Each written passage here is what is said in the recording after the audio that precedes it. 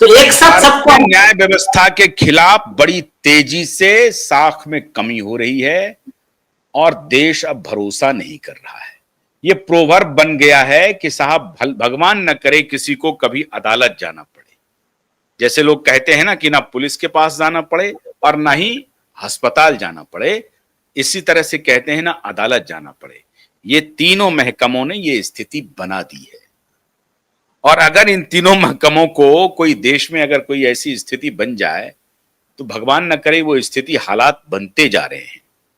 पिछले 75-77 वर्षों में जुडिशरी ने इस डेमोक्रेसी को डिसफंक्शनल डेमोक्रेसी के रूप में तब्दील कर दिया है और अगर यही आलम रहेगा तो यही होगा।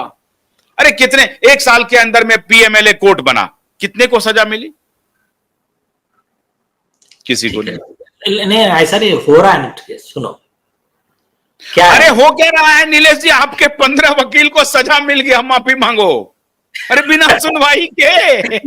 अरे सुनो एक मिनट वो बेचारा आपके पीछे में खड़ा है। वो सिर्फ आपके पीछे में खड़ा है, आप तो कह रहा है जवाब दो, उनको जवाब देने का भी मौका नहीं मिल रहा है। इसी केस में तो मैं कह रहा हूं।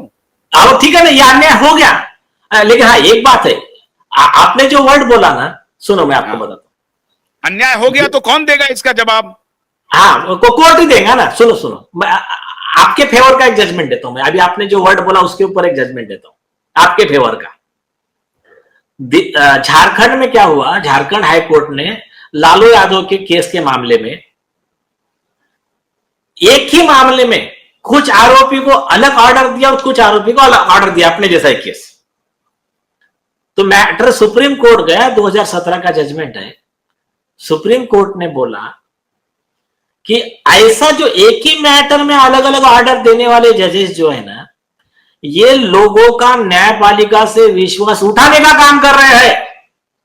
ये आरोपी को बचाने के लिए पद का दुरुपयोग कर रहे हैं, सुप्रीम कोर्ट ने ऑर्डर में लिखा।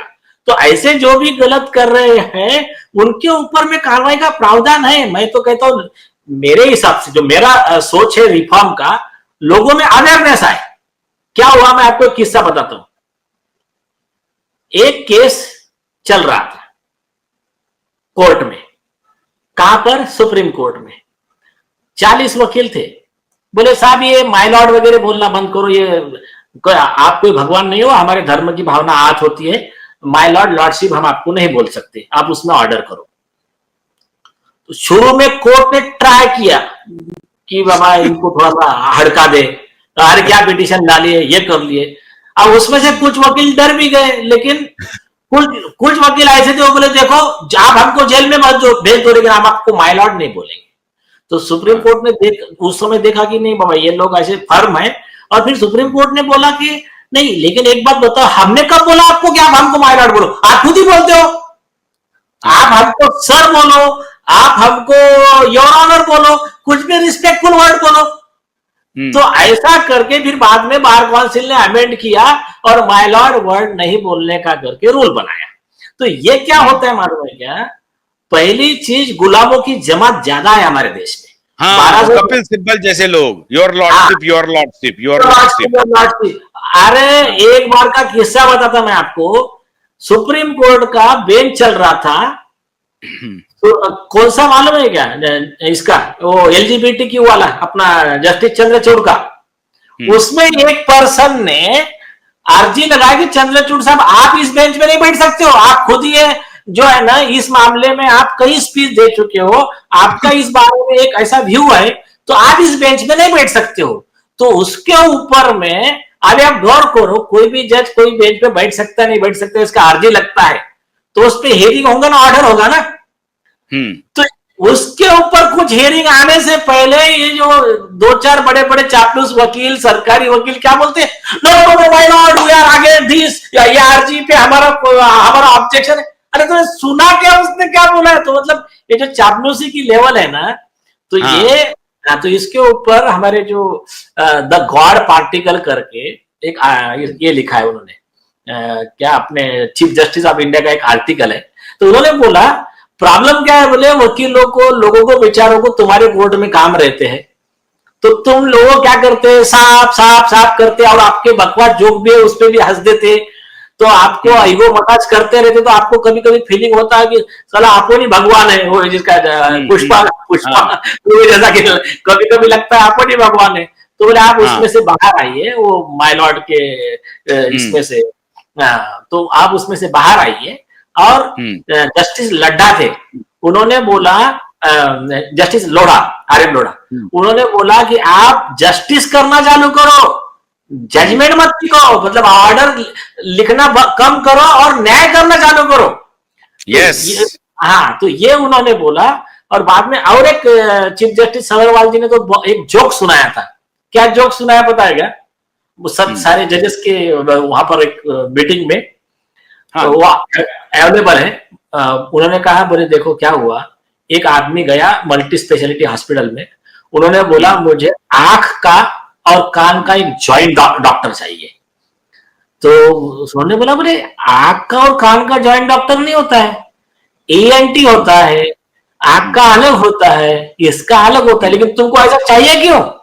बोला, हम्म बोले मैं ना एक हम्म कोर्ट का मैं पक्षकार हूं, कई हम्म सालों से मैं कोर्ट में जा रहा हूं, तो हम्म मैं जो पढ़ रहा हूं वो मुझे दिख नहीं रहा, और जो देख रहा हूं मैं पढ़ने में नहीं है। बोले मतलब?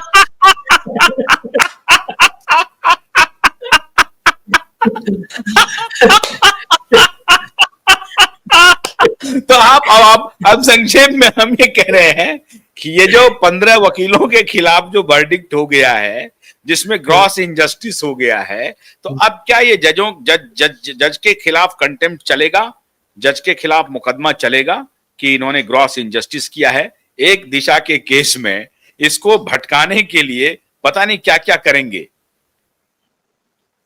सुनिए क्या है, पहले मैं वो पहला वाला कंप्लीट करता। तो चीफ जस्टिस ने बोला जो आंख और कान का है ना, तो जो मैं केस लॉ में देख रहा हूँ, किताबों में देख रहा हूँ, आपके कोर्ट में तो हो ही नहीं रहा कुछ। केस लॉ अलग है, आप ऑर्डर कुछ भी कर रहे हो, और जो आप ऑर्डर कर रहे हो किताबों में नहीं है। तो ये एक हो गया पॉइंट। अब आता हूँ आपका 5 जज का।